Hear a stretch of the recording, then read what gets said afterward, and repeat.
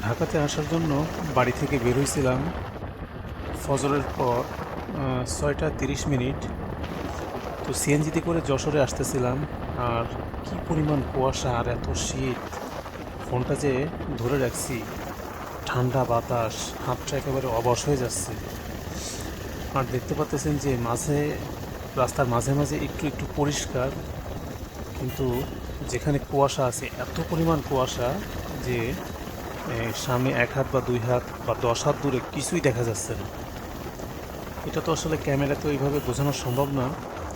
খালি চোখে যেটা দেখা যাচ্ছে ক্যামেরাতে আসলে ওটা দেখা যাচ্ছে না।